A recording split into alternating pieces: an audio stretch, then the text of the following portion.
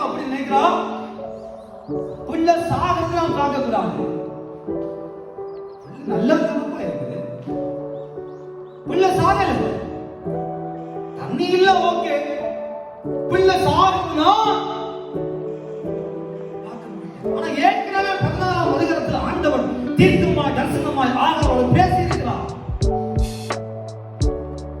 அது நான் வாசித்து காட்ட விரும்புகிறேன். திருப்பி கொள்ளுங்க, அப்பதான் நமக்கு தெரியும் என்னடா ஆண்டவர் சொல்லியிருக்கிறார். வாசிங்கள் 16ஆம் அதிகாரம் 10ஆம் வசனத்தை வாசிங்கள்.